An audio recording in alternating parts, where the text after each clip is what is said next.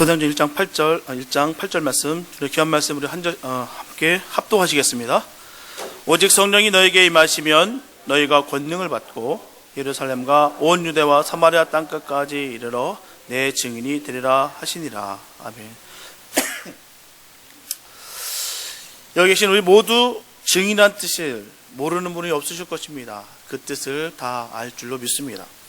그러니까 일반적으로 증인의 결정적인 증언을 통해서 정말 우리가 이기고 있던 재판이 질 수도 있고요, 완벽하게 지고 있던 그 재판이 또 판을 완전히 뒤엎어서 승리하는 경우도 있습니다. 그만큼 이 증인의 발언은 굉장히 중요합니다. 본문에 보면 내 증인이 되라는 말씀이 있어요. 여기서 증인이란 말은 헬라어로 마르티스라고 하는데요, 이 뜻은 순교라는 의미를 또한 가지고 있습니다. 한마디로 증인은 순교적 자세를 가지고 전혀 죽음을 두려워하지 아니하고 보고 들은 것을 분명하게 명확하게 증거해야 한다는 것입니다. 여기서 내 증인이라는 것은 예수 그리스도를 위해서 예수님에 관한 모든 것을 증거하는 것을 말하고 있는 것이에요. 그렇다면 주님의 마지막 부탁의 말씀이며 하나님의 자녀된 우리 모두의 대과제인 이 복음을 어떻게 증거를 해야 될까요? 바로 죽기까지 전해야 됩니다. 그리고 땅끝까지 전해야 됩니다. 죽기까지 전하는 것은 바로 순교가 각오되지 않는 한 바른 증언을 할 수가 없습니다. 그렇기 때문에 목숨을 조금도 아까워하지 아니하고 주님께 다 드린다는 마음으로 할 수가 있어야 됩니다. 초대교회 믿음의 영웅들처럼 복음을 전하는 것에 조금도 타협지 아니하고 결국 순교로서 그들의 증언을 마쳤다는 것을 말합니다. 이 엄청난 사역을 하기에는 우리에게는 능력이 없기 때문에 예수님께서는 우리에게 성령을 부어주신 것입니다. 오늘은 증언자의 삶이라는 것이 무엇이며 반드시 왜 그런 삶을 살아야 되는지에 대해서 함께 은혜를 나누겠습니다. 첫째, 증언자의 삶은 환난을 피하지 않습니다. 고린도전서 4장 9절에 보게 되면 내가 생각하건대 하나님이 사도인 우리를 죽이기로 작정된 자와 같이 끄트머리에 두셨음에 우리는 세계 곧 천사와 사람에게 구경거리가 되었노라. 당시 로마 시대 장군은 전쟁에서 이기고 돌아올 때 승리의 행렬로 그의 군대를 이끄는데요, 그 행렬 맨 마지막에는 짐승과 싸우게 될 바로 포로들을 끌고 옵니다. 근데 우리가 잘 알고 있는 그 네로 왕조는 이 그리스도인들을 너무나도 핍박할 때 그들에게 짐승의 가죽을 입혀서 짐승들 앞에 던져놓습니다. 함께 싸우게 해요. 그래서 처참하게 찢어지게 먹이게 되게 만듭니다. 그래서 사도 바울은 그리스도의 삶을 경기장에서 죽이기로 작정된 자같이 끄트머리에 두셨다라고 여겼습니다. 우리가 기억해야 되는 것은요, 로마 시대에 대해서 우리가 좀 명확하게 알아야 될 필요가 있습니다. 많은 사람들이 기독교인이라는 이유 하나만으로 많은 사람이 죽었다라고 여기는데요, 그것이 아니라 황제를 신으로 여기지 않았기 때문에 죽은 거예요. 로마는 다신 국가예요. 모든 신을 다 섬깁니다. 그래서 모든 종교를 인정해 주고요, 그래서 하나님도 신으로 여깁니다. 하나님을 유일신으로 섬기는 그 유대인들과의 마찰은 비일비재했지만 그래도 로마군의 엄청난 그 힘에 굴복하여서 유대인들조차도 이들 법에 따를 수밖에 없었다는 것이에요. 하지만 이 기독교인들은 그 굴복마저도 거부합니다. 그들의 각오는 끄트머리에 짐승의 먹이가 되고요, 로마인들에게 오락거리가 될지언정 예수님을 결코 부인하지 않겠다는 것이었습니다. 이들이 살 수 있는 단 한 가지 방법은요, 예수도 믿고 황제도 섬기면 됩니다. 신으로 여기면 되는 거예요. 아마 이 시대에 수많은 유혹과 또한 회유가 있었을 것입니다. 그래, 황제도 믿어야지, 예수도 믿으면 되잖아, 그럼 살 수 있는데 왜 구태여 미련 맞게 그걸 꼭 부인해가지고 죽음에 이르게까지 해야겠어? 그건 지혜로운 게 아니야. 그냥 입으로는 황제의 신으로 여기고 마음을 안 믿으면 되잖아. 왜 유독 그렇게 광신처럼 그렇게 믿어? 라고 하지 않았겠습니까? 오늘도 마찬가지예요. 예수님을 믿는다고 하지만 우리 삶 속에서 예수의 모습은 하나도 없으면서 예수 믿는다라고 하는 경우가 너무나도 많다는 것입니다. 왜요? 예수 믿는다고 생각 전할 때 행여나 올 불이익 때문에 그러지 않을까 싶습니다. 비참한 상황이에요. 요즘은 기독교라고 기재하면은 별로 환영받지 못한답니다. 그게 너무너무 안타까워요. 옛날에는 기독교라는 그 이름만으로도 참 사람들에게 좋은 인식 속에 있었는데, 요즘은 기독교면 저 사람들 거짓말하는 사람이다 라고 얘기하고, 그래서 오늘날 직장에서도 자기가 기독교인인 것을 말을 하지 않습니다. 또한 성경책도요, 되도록이면 감춰서 주머니에 손 넣고 다닙니다. 누가 행여나 내가 기독교인이라 말할까 싶어서 너무나 안타깝습니다.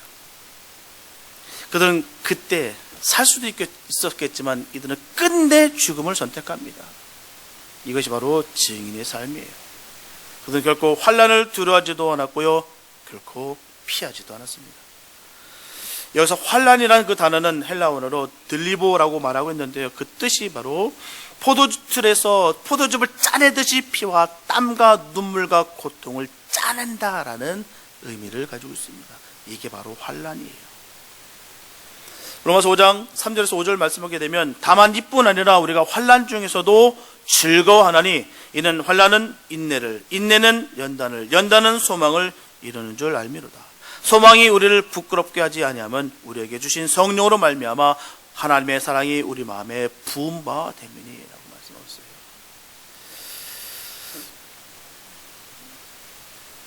진정한 성도의 삶은 고통이 따릅니다. 왜냐하면 정직해야 되고요, 바라야 되거든요. 바르게 살아야 되거든요. 남을 속이는 삶을 살지 말고 남을 돕는 삶을 살아야 되거든요. 그렇기 때문에 고통이 따르게 됐습니다. 그렇게 살면 때때로 많은 손해를 볼 때도 있어요. 그에 따른 많은 상처도 받아야 될 줄도 모릅니다. 이것이 성도의 삶인 것입니다. 하지만 우리의 고통과 아픔을 유한한 지금 우리가 살고 있는 천세만 있는 것으로 여기고요, 우리의 성도된 삶 중에 가장 큰 축복을 천국 바라보는 삶이라는 것을 깨닫고 천국 바라보면서 사는 삶이 바로 성도의 삶입니다. 그리고 천국을 전하고 이 땅에서부터 천국을 이루고 살아가는 것이에요. 그것이 성숙된 바로 그리스도의 삶이라 말할 수가 있습니다. 그 영원한 천국을 전하고 이루고 살아가는 것이 바로 우리가 해야 되는 것입니다. 그것이 바로 증인의 삶이에요. 분명히 세상에 속해 있지만 결코 세상에 묶여 있지 않는 삶, 그런 삶을 우리가 반드시 살아야 될 줄 믿습니다. 이 땅 가운데 살면서도 내가 하나님의 나라를 바라보면서 하나님의 나라에 있는 것을 이 땅 가운데 살아가고, 하나님 나라에 없는 것을 이 땅 가운데 제거하며 살아가는 것입니다. 저와 여러분들은 과연 하나님께 영광 돌리며 잘 살려고 주신 그 재능은 얼마나 잘 활용하고 계십니까? 나에게 주어진 시간을 얼마나 잘 사용했고, 또한 우리의 물질을 주를 위해 얼마나 사용하는가를 생각하는 저와 여러분들의 기회를 소원합니다. 바라기는 우리 주님께서 주신 이 시간과 재능과 물질까지라도 모두 아까워하지 않고 드릴 수 있는 진정한 증인의 삶을 사는 저와 여러분 되시길 바랍니다.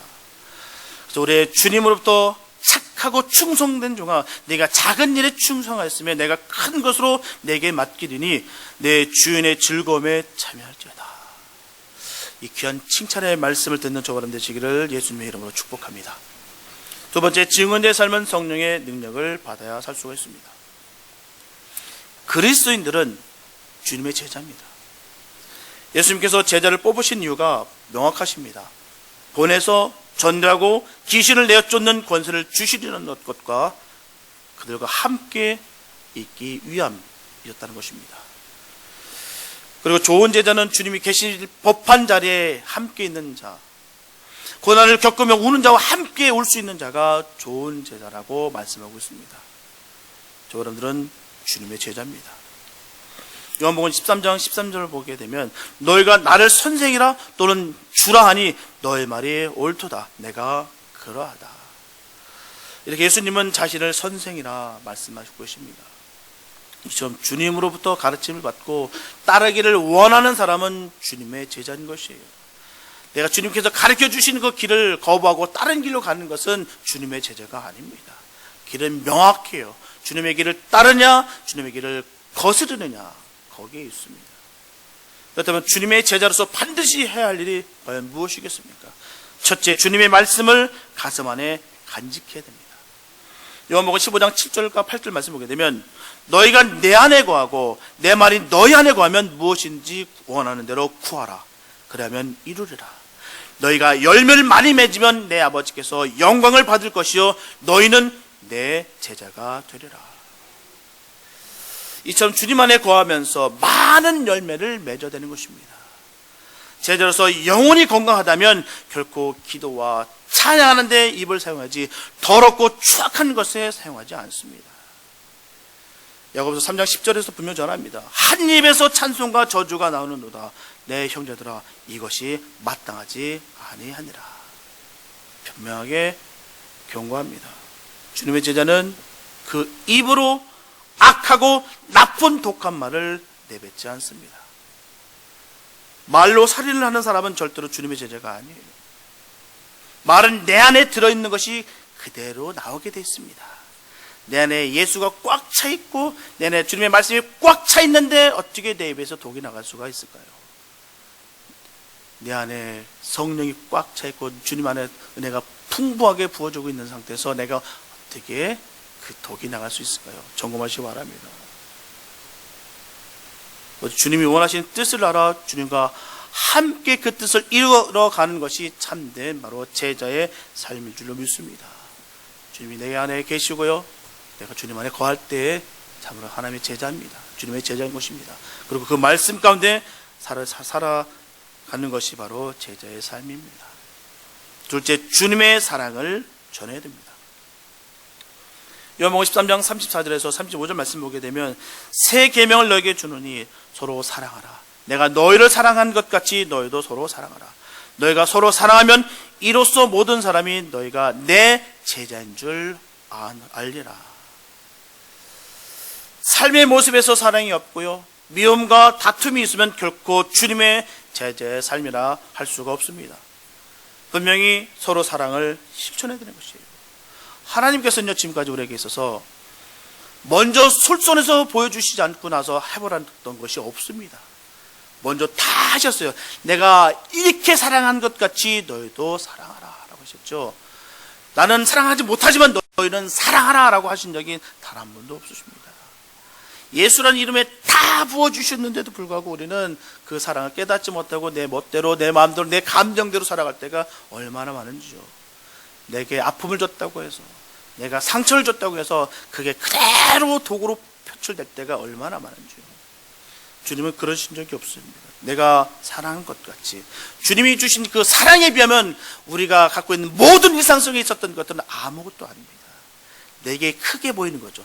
내가 아프니까, 내가 고통이니까 크게 보이죠. 다른 사람들한테서는요, 그게요, 자기 손에 종이에 빈 자국보다도 작습니다. 나만 큰 거예요. 나만 크게 느껴지는 거고, 나만 되게 아픈 것 같은데 다른 사람들은 그렇게 생각하지 않습니다. 근데 명확한 것은요, 우리 주님은 그 아픔을 가장 아파하세요. 그 주님의 그 사랑을 알았다면 우리는 그 사랑 가운데 거해야 될 줄 믿습니다. 그 사랑으로 말미암아 우리가 섬기고 용서하고 나누는 거예요. 왜요? 이 값진 것을 알고 있기 때문입니다. 목사만 참나요? 아니에요. 모든 주님의 자녀들은 참는 것입니다. 견디는 것이고요, 이기는 것입니다. 왜냐고요? 이 값진 것을 알기 때문에. 목사님 제가요, 화난다고 해서요 확 내승질대려고 딱 하잖아요. 속은 시원할 겁니다. 그러나 그 사역은 끝났어요. 그래서 안 하는 거고 못 하는 겁니다. 왜냐고요? 하나님이 주신 이 귀한 사역이 너무 값지기 때문에, 비교가 안 되기 때문에. 사람이 가장 무서운 사람이 어떤 사람이 무서운지 아십니까? 잃을 것이 없다라고 하는 사람이 가장 무섭습니다. 막 나가요. 뒤도 앞도 안 다보고 막 나갑니다. 막 갑니다. 그런 사람들은 무서워서 못 건듭니다. 왜냐고? 잃을 것이 없기 때문에. 그러나 우리는요, 잃을 것이 너무나 많습니다. 주님의 사랑을 잃어버리면 아무것도 아니에요. 끝입니다. 그렇기 때문에 우리는 견디고 참고 나가는 겁니다. 그 사람이 아무리 아프게 했다 할지라도, 내게 핍박을 했다 할지라도 내가 이길 수 있는 것은요, 너무 값진 것을 우리가 알기 때문에. 그래서 하는 겁니다. 바보라서 하는 게 아니에요. 저 사람은 태어날 때부터 착해서 그런 사람 없습니다. 사람은요 다 악해요. 어떻게 우리 젊은 친구들도 얘기했지만 제가 그런 아이들 봤어요. 거기 있는 오렌지 달렸더니요 더 가지려고요 손에다 주고 타주고 집을 떼고 생각 턱에다 끼더라고요. 이게 우리입니다. 이게 아이라고 착하다고 착각하지 마세요. 다 우리는 악합니다. 근데 이 악한 우리에게 하나님의 사랑을 부어주셨어요. 그 하나님의 그 사랑 때문에 우리가 지금 이 자리에 있는 것입니다. 그 알고 있는데 이걸 어떻게 내 감정 때문에 내 성깔 때문에 어떻게 바꿀 수가 있습니까? 던져버릴 수가 있습니까? 그만큼 하나님의 사랑은 귀합니다. 그래서 예수님의 제자가 된다는 것은 그 예수님을 닮는다는 것을 말하는 것이에요. 예수님을 닮는다는 것은요 바로 고난의 잔을 함께 나눠 마신다는 것입니다. 하나님, 예수님 자 마시세요. 내가 옆에서 응원해 드릴게요. 저는 한 모금도 안 마시겠습니다. 이거는요 제자된 모습이 아니에요. 같이 주님의 고난의 잔을 마시는 겁니다. 그게 바로 예수님을 닮는 것이에요. 그냥 겉모습만 닮고 생활하는 척만 닮는 것이 아니라 주님과 함께 고난의 잔을 마시는 자가 주님의 제자입니다. 여러분들의 말과 행실에서 그리고 삶 속에서 그리스도를 닮아가는 참 제자가 되시기 바랍니다. 셋째, 주님과 동행해야 됩니다. 마태복음 16장 24절에 보게 되면 이에 예수께서 제자들에게 이르시되 누구든지 나를 따르려거든 자기를 부인하고 자기 십자가를 지고 나를 따를 것이니라 라고 말씀하고 있어요. 제자의 삶은 자기를 부인하는 것이에요. 자기 십자가를 지고 주님을 따라가는 삶입니다. 나를 부인하는 게 뭐겠습니까? 자존심이에요. 자존심. 내 안에 있는 그 자존심을 다 버리시고 그 안에 예수가 계셔야 됩니다. 그게 바로 제자의 삶이에요. 나를 부인한다는 건 그런 거예요. 내 이름 나 모르겠습니다. 부인하는 게 아니에요. 나를 부인하는 거예요. 나의 의를, 자아를, 나를 버리고 그 안에 예수님께서 왕 대신 주님을 모시는 것입니다. 그리고 그 십자가를 지고 가는 거예요. 좁은 길을 걸으라고 얘기하셨습니다. 좁은 길은요 십자가를 지면서 부딪힘이 많이 있습니다. 그러나 넓은 길로 십자가를 지고 하면요 걸릴 것이 없어서 뻥 들어갑니다. 그건요 주님께서 바라시는 것이 아니에요. 십자가를 지게 되면 분명히 부딪힐 게 많이 있다는 것입니다. 십자가를 지시기 바랍니다. 우리 주님께서 원하시는 그 삶을 사시기 바랍니다. 이 모든 것을 다 감당해야 진정한 주님의 제자라고 할 수가 있습니다. 그러면 주님의 제자가 된 우리가 주님의 사역을 어떻게 감당할 수가 있겠습니까? 한때 제자들은 예수님께서 십자가에서 죽으시고 예수님의 제자들을 찾아내서 함께 죽이려 할 때 예루살렘 한 구석에서 두려움에 벌벌 떨고 있었을 때 그 제자들을 예수님께서 만나주시고요. 그들에게 하시는 첫 번째 하신 말씀이 바로 너에게 평강이 있을지어다 라고 말씀하셨습니다. 여기서 평강의 다른 말은 샬롬이에요. 샬롬을 선포하셨어요. 요한복음 20장 21절에 보게 되면 예수께서 또 가라사대 너에게 평강이 있을지어다. 아버지께서 나를 보내신 것 같이 나도 너희를 보내노라. 이렇게 예수님께서 다시 한번 평강이 있을 것이라고 말씀하시고요. 아버지께서 나를 보내신 것 같이 제자들을 보내겠다라고 하셨습니다. 그리고 하신 말씀이 22절에서 예수님께서는 이 말씀을 하시고 저희를 향하사 숨을 내쉬며 가라사대 성령을 받으라. 이렇게 예수님께서는 제자들을 향해서 숨을 내쉬면서 성령을 불어내 주셨습니다. 우리에게 성령이 안 계시면 아무리 예수님을 따라다니면서 많은 기적과 표적을 보고 은혜를 받았다 할지라도 두려워서 주님을 배반하고 도망쳤던 제자들처럼 똑같이 됩니다. 제자들은요 다 봤어요. 예수님과 함께 죽은 사람도 벌떡 일어나는 거 봤습니다. 5,000명을 오병이를 통해서 다 먹이는 것도 다 봤고요. 자기들도 귀신을 쫓고 예수님께서 귀신을 쫓은 모습, 병마를 다 제거하시는 것을 다 봤습니다. 확실히 믿었어요. 그런데 예수님께서 딱 십자가에 돌아가시자마자 그들은 다 도망갔습니다. 뭘 못 봐서가 아니에요. 뭘 느껴서지 못해서 아닙니다. 영적인 체험을 못해서도 아닙니다. 그게 문제가 아니에요. 신앙에 많은 경륜이 얘기해 주는 것이 아닙니다. 우리의 힘과 능력으로는 도저히 주님의 일을 단언컨대 감당하지 못합니다. 오늘 본문 말씀처럼 오직 성령이 너에게 임하시면 너희가 권능을 받고 예루살렘과 온 유대와 사마리아 땅끝까지 이르러 내 증인이 되리라. 반면에 다르게 말씀드리면, 오직 성령이 너에게 임하시지 않는다면 너희가 권능을 받을 수 없고 예루살렘과 온 유대와 사마리아 땅끝까지 이르러 내 증인이 될 수가 없다라는 말씀입니다. 성령을 받아야 되는 것이에요. 성령을 받아야 내가 우리와 주님과 함께 할 수가 있는 것입니다. 그렇기 때문에 우리는 반드시 성령을 받아야 돼요. 성령 없이 하는 일들은요, 할 수는 있습니다. 그러나 오래 할 수가 없어요.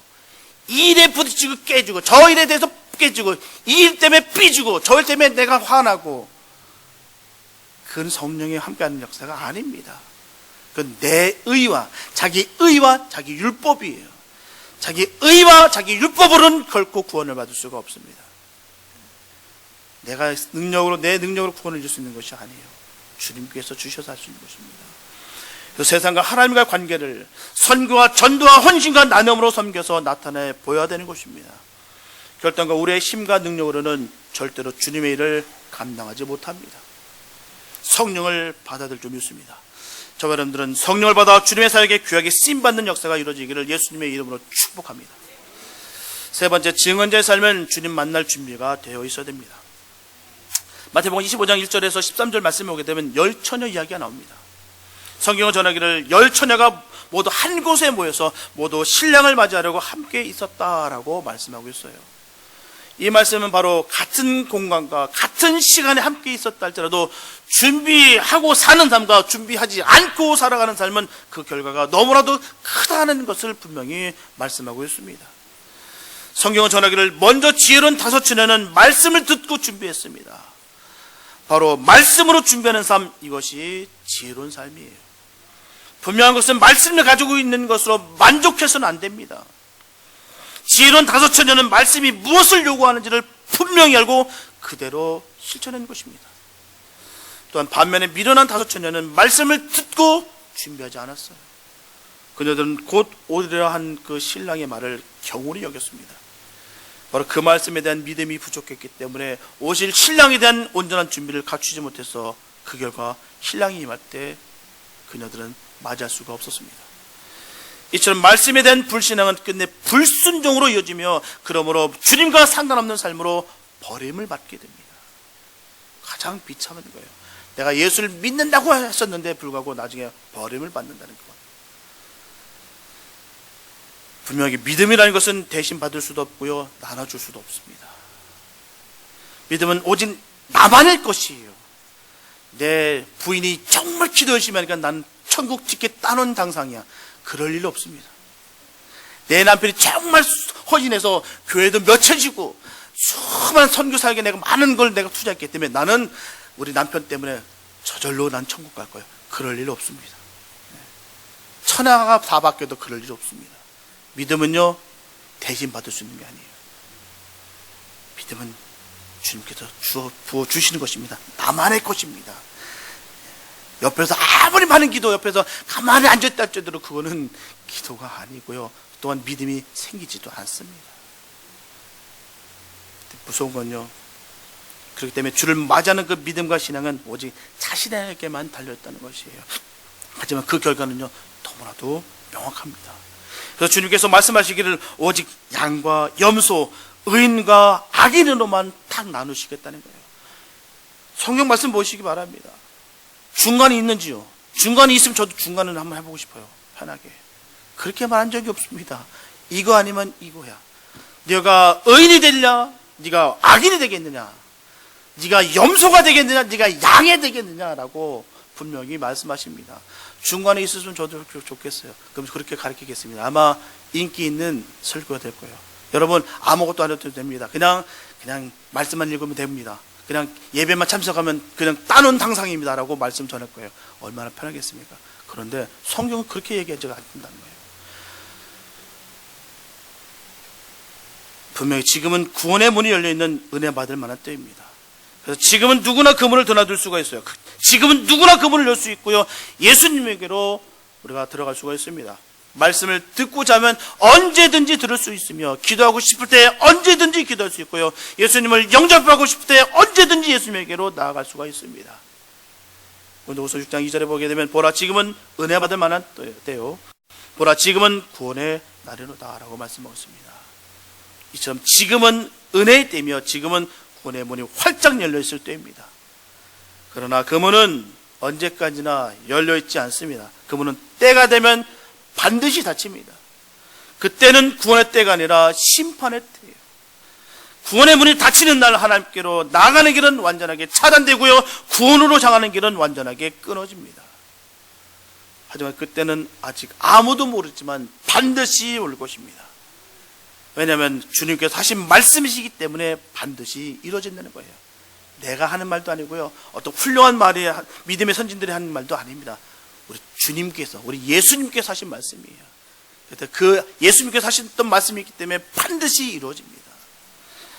예수님께서 말씀하시기를 손에 키를 들고 자기의 타작마당을 정하게 하사 알곡은 모아 곳간에 들이고 쭉저기는 꺼지지 않는 불에 태우리라 라고 마태복음 3장 12절과 누가복음 3장 17절에 동일하게 써 있습니다.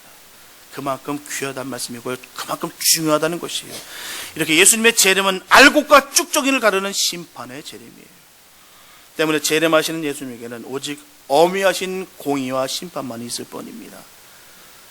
그렇다고 해서 두려움에 사로잡혀서 주님의 재림에 대해서 거기에 묶이면 안 됩니다. 분명 예수님께서 그날은 언제인지를 모른다고 분명히 말씀하셨어요. 마가복음 13장 32절을 보게 되면, 그러나 그날과 그때는 아무도 모르나니 하늘에 있는 천사들도 아들도 모르고 아버지만 아시느니라. 우리 주님께서 하신 말씀이거든요. 이 말씀이 예수님의 정확한 의도는요, 공포와 충격의 삶을 살지 말고 곧 오실 그 주님을 생각하면서 감사와 기쁨과 감격으로 살라는 것입니다. 예수님께서 정말 모르실까요? 주님 그 오시는 날을요. 삼위일체 하나님이신데요. 삼위일체요. 위격이 세 개나고요. 삼위일체 하나님은요, 항상 함께 계셨습니다. 천지를 창조하실 때도 있었고요, 지금도 있으시고 앞으로도 계속 계십니다. 성부, 성자, 성령 하나님은 함께 하세요. 그런데 예수님께서 모르셨다고요? 말씀 하나님께서 모르신다고요? 아신다는 것입니다. 다 아는데 거기에 집중하지 말고 감사하면서 믿음을 굳건히 지키고 깨어있으라는 얘기입니다. 요즘은 자꾸 그런 메시지가 많다 보니까 사람들이 많이 흔들려요. 그러다 보니까 수많은 이단들이 흠직입니다. 좀 전에 말씀드렸듯이 타작마당이라는 거 있거든요. 참 귀한 말씀이거든요. 요즘 보면 참 이단들이 좋은 말은 다 갖다 써요. 그래서 요즘은 성경 말씀 뭘 써야 될지 모르겠어요. 하도 좋은 말씀 다 갖다 써가지고요, 참 헷갈립니다. 분명히 타작마당이라는 건 좋은 거예요. 정확하게 한다. 그런데요, 이거를 어떻게 해석하냐면 폭력으로다가 정확하게 합니다. 타작마당을 정말 폭력으로 타작마당합니다. 그래서 부모 자녀도 없어요. 엄마가 딸을 때리는데 그냥 사정없이 두들겨 팹니다. 또 딸은요, 엄마를 두들겨 패요. 그게 타작마당이래요. 너무 기가 막혀가지고요. 그러면서 하는 말이, 그들이 지금 피지라는 섬에다가 엄청난 땅을 사놓았고요, 왕국을 짓고 있어요. 그래서 농장을 짓고요, 그 다음에 무슨 쇼핑몰에서 일하는 사람들 다 모으고요, 세상에서 힘들고 어려운 애들 거기다 그런 마음껏 심어줘가지고 다 끌어다 거기서 일시킵니다. 그리고 두들겨 패면서 만약에 여기서 눈에서 벗어나면 쫓겨난다고 그렇게 내쫓아버리고 있어요. 그리고 거기서 협박하니까 거기서 그 모진 두들겨 매를 맞으면서도 그걸 버티더라고요.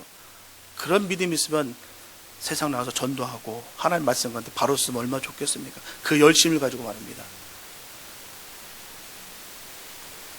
그래서 우리 그 종말의 정확한 개념을 우리가 잃어버리면 안 됩니다. 수많은 시한부 종말론 이단에 빠지면 안 됩니다. 종말이라는 것은 우리 주님께서 처음 오셨을 때와 오실 예수님의 그 기간이 종말이에요. 지금이 종말이 아닙니다. 그 예전에도 종말이었고요, 앞으로 주님 오실 때까지가 종말입니다. 언제 오실지 모르는 그 주님을 바라보면서 매일매일 살아가는 거예요. 분명한 것은요, 세상에 어느 누구도 그날과 그 시를 알지 못하기 때문에 저그러면 깨어있어야 됩니다. 아무리 훌륭한 사람일지라도 몇 날 며칠 온다라고 얘기하는 그 사람은 바로 이단입니다. 결코 성경은 말하고 있어요. 결코 어느 누구도 모른다고 얘기했습니다. 말은요, 거기에 집중하지 마시고 매일매일 삶 속의 기쁨과 감격으로 영혼 구하는 데 힘쓰시기 바랍니다. 여러분들은 주님의 때가 오기 전에 할 일이 바로 전도와 선교예요. 아직도 주님을 알지 못하고 사망 권세에 사로잡혀 있는 많은 영혼을 바라보시면서 아파하시는 그 주님을 생각하면서 한 영혼이라도 거듭내는 이 귀한 사명을 꼭 감당하시기 바랍니다. 지금 있는 이곳에서 열방에 이르기까지 복음을 전하고 사단의 종로로 타는 불쌍한 그 영혼을 구원하기 위해서 달려가야 될 줄로 믿습니다. 만약에 갈 수 없다면 보내는 사명이라도 반드시 감당하시기 바랍니다. 주님은 지금도 저 여러분들을 부르십니다. 영혼을 건져내는 의의 병기가 되기를 바라십니다. 우리가 반드시 기억해야 되는 것은 회개와 감사는 시간을 두고 하는 것이 아니라 당장 하는 것이에요. 왜냐고요? 언제 오실지 모르시기 때문에. 개인적인 종말이 언제인지 모르기 때문입니다. 주님 오시는 것뿐만 아니라 내가 오늘 당장 어떻게 될지 모르는 그런 삶 속에 살아가고 있습니다. 분명히 성경을 전하기를 신랑이 나올 때 잠들어 있음으로 해서 그를 맞이하지 못하는 신부는 불행한 신부라고 말씀하고 있습니다. 또한 아직도 주님의 복음을 듣지 못해서 방황하는 그 영혼은 너무나도 불행합니다. 저와 여러분들은 언제 오실지 모르는 주님을 맞이하기 위해서 항상 깨어있어야 될 줄 믿습니다. 신랑을 맞기 위해 등과 기름을 준비하고 깨어있어서 즐겁고 기쁜 혼인잔치에 참여하는 슬기로운 신부들이 다 되어야 될 줄 믿습니다. 당장 오늘이라도 오신다 할지라도 후회가 생기지 않도록 최선을 다해서 주님의 그 사랑을 증거하는 삶을 사시기를 예수님의 이름으로 축복합니다. 사랑하는 성도 여러분, 환난과 연단을 인내와 소망 가운데 승리하는 삶을 사시기 바랍니다. 오직 달려갈 길과 복음을 증언하는 일에 생명조차 조금도 귀한 것으로 여기지 않았던 그 사도 바울의 그 믿음의 증거들을 통해 우리도 같은 은혜와 같은 심장을 갖기를 원합니다. 믿음의 고백이 있기를 원합니다. 그래서 하나님을 사랑하는 자, 하나님의 이름을 아는 자, 하나님께 간구하며 하나님을 증언하는 삶을 사시기 바랍니다. 그래요. 하나님이 건지시고 높이시며 응답하시는 복을 풍성하게 누리며 많은 영혼을 건져내서 장차 영원한 몸으로 천국에서 영원히 만족한 삶을 살아가시기를 축복합니다. 하나님과의 관계, 성도들과의 관계, 자신과의 관계를 돌아보시고 주님의 사랑을 전하는 증거제 신앙으로 아름답게 세워져서 하나님으로부터 복과 칭찬을 받는 저 여러분 다 되시기를 예수님의 이름으로 축원합니다. 기도합니다. 사랑하는 주님 감사합니다. 아버지, 우리가 증거자의 삶을 살기 원합니다. 우리가 주님의 그 사랑을 맛봤고요, 그 사랑을, 그 기적을 우리가 압니다. 그런데 불구하고 어찌 우리가 가만히 있을 수가 있겠습니까? 이 증언을 땅끝에 이르기까지 달려갈 수 있는 우리 믿음 주시옵소서. 우리가 주님의 한 영혼이라도 건져서 그 영혼에게 하나님의 복이 임하는 복을 누릴 수 있도록 주께서 우리를 사용해 주시고 의의 병기가 되게 하여 주시옵소서. 아버지께서 우리를 인도해 줄 줄 믿습니다. 우리를 통해서 하나님의 계획이 나타나게 하여 주시고 하나님께서 주시는 능력으로 말미암아 주의 뜻을 이루어질 수 있는 복된 우리 교회 되게 하여 주시옵소서. 세상이 끝날까지 주님, 우리 생명 다하는 그날까지 주님의 영광 돌리며 감사와 감격과 기쁨으로 매일매일 주시는 그 하루하루를 통해서 하나님의 기적을 맛보며 전할 수 있는 우리 모두가 되게 하여 주시옵소서. 주께서 불꽃 같은 눈으로 항상 지켜주시고 인도하여 주시며 역사해 주실 줄 간절히 믿사옵고 우리를 구원하신 예수님의 이름 기도했습니다. 아멘.